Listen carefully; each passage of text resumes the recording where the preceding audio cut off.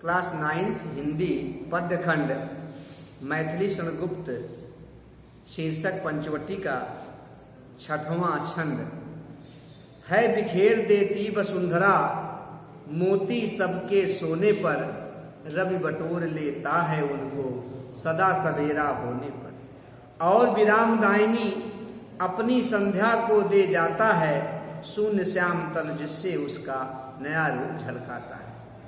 कवि मैथिली शरणगुप्त पंचवटी शीर्षक में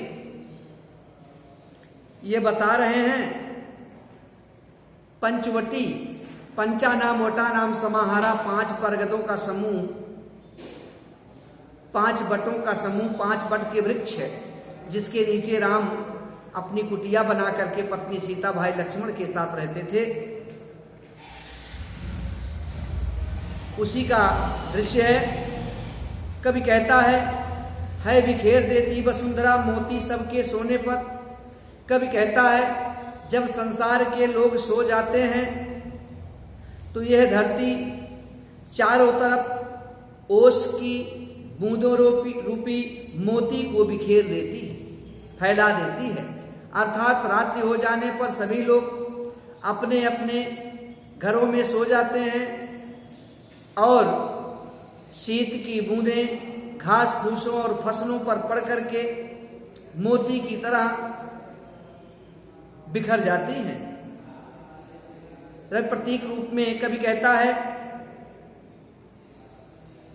कि धरती सब लोगों के सो जाने पर ओस रूपी मोती को बिखेर देती है, रवि बटोर लेता है उसको सदा सवेरा होने पर। और जब सुबह होती है, सूर्य निकलता है, तो सूर्य की किरणें रूपी हाथ धरती द्वारा बिखेरे गए ओस रूपी मोतियों को बटोर लेती हैं, इकट्ठा कर लेती हैं। और फिर क्या होता है, वो भी अपने पास नहीं रखती। और विराम दायिनी अपनी संध्या को दे जाता है, और वह सूर्य शाम के समय जब अस्ताचल की ओर जाता है तो उन बटोरे हुए मोतियों को संध्या रूपी नायिका को देकर चला जाता है, अपने साथ लेकर नहीं जाता है। शून्य श्याम तन जिससे उसका नया रूप झलकाता है। और वह संध्या रूपी नायिका उन्हें शाम के समय आसमान में अंधेरे के रूप में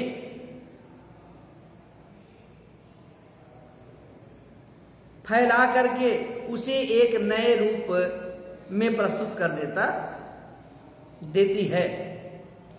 शाम के समय वह संध्या सुंदरी उस मोती को जो सूर्य के द्वारा दिया गया है उसके श्यामल शरीर को नया रूप दे करके चारों तरफ चमका देता है।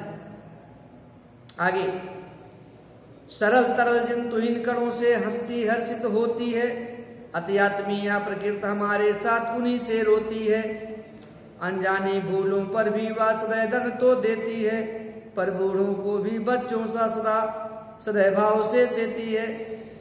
आगे फिर कभी कहता है सरल तरल, सरल सीधा साधा, तरल द्रव, जिन तुहिन कणों से, तुहिन माने ओस, कण माने बूंद, सरल तरल ओस की बूंदों से हंसती हर्षित होती है।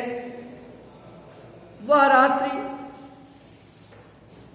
हंसती हुई प्रसन्नचित दिखाई देती है। अति आत्मीया प्रकृति हमारे साथ उन्हीं से रोती है, और बड़े ही आत्मीय ढंग से उन्हीं ओस की बूंदों को बड़े ही आत्मीय ढंग से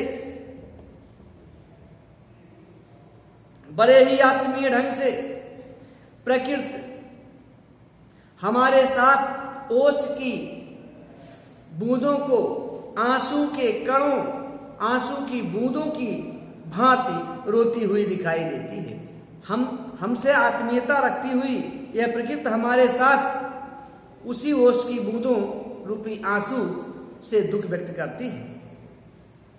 अनजानी भूलों पर भी वह सदैव दंड तो देती है, और जब हम भूल करके अनजाने में कोई गलती करते हैं तो उसका दंड भी हमें प्रकृति अवश्य देती है।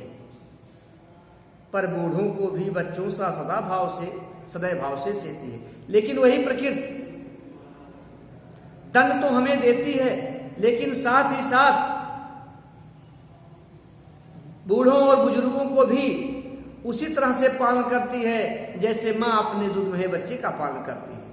उसी तरह से यह प्रकृति इंसान का बच्चों की तरह पालन पोषण करती है और दया के भाव से अपने हृदय से लगा करके रखती है। तो फिर से देख लीजिए, सरल द्रव ओस की बूंदों से वह यह प्रकृति हंसती हुई प्रसन्नचित होती हुई दिखाई देती है, और हमसे आत्मीयता रखती हुई यह प्रकृति हमारे साथ दुख भी व्यक्त करती है।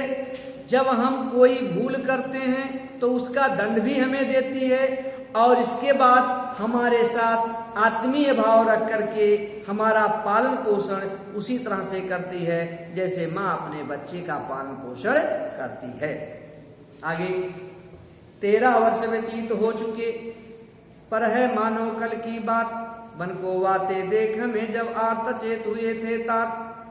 अब वह समय निकट ही है जब अवधि पूर्ण होगी वन की, किंतु प्राप्ति होगी इस जन को इससे बढ़कर किस धन की।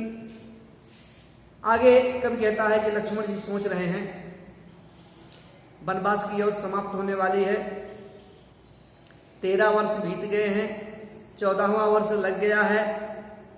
माता सीता की रक्षा करता हुआ शिलाखंड पर बैठा हुआ वह धीरवीर गंभीर धनुधारी लक्ष्मण सोच रहे हैं 13 वर्ष व्यतीत हो चुके, पर है मानो कल की बात। 13 वर्ष हमें वन में रहते हुए 13 साल बीत गए, लेकिन ऐसे लगता है कि जैसे अभी हम वन में कल ही आए हैं। 13 साल का समय मालूम ही नहीं होता कि हम 13 साल से वन में हैं, लगता है कि अभी कल ही हम वन में आए।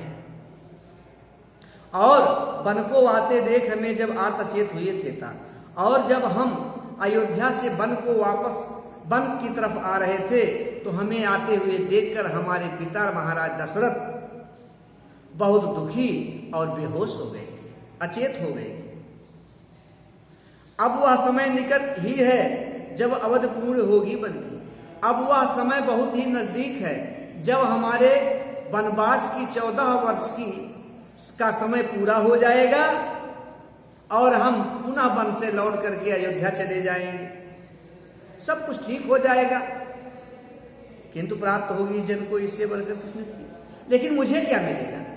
मैं तो 14 साल अपने भाई राम के साथ रह करके भाई की सेवा करता रहा, लेकिन जब राम जी चले जाएंगे लौट करके अयोध्या, वो तो राजा बन जाएंगे, तो मुझे क्या मिलेगा? जो मुझे सेवा करने का ये समय मिला हुआ है, ये सेवा करने का समय नहीं मिलेगा, क्योंकि राजा को अनेक काम होते हैं, राजा कहाँ अपनी सेवा करवा पाता है। तो मुझको क्या मिलेगा? इसी उधेर गुण में पड़े हुए हैं राजकुमार लक्ष्मण। आगे, और यारे को राजभार तो वे प्रजाति धारेंगे, व्यस्त रहेंगे हम सबको भी मानव दिवस विसारेंगे। कर विचार लोकोपकार का हमें न इससे होगा सो, पर अपना हित आप नहीं क्या कर सकता है यह नरलोक। आगे लक्ष्मण जी कहते हैं इसमें क्या, आर्य राम के लिए आया है।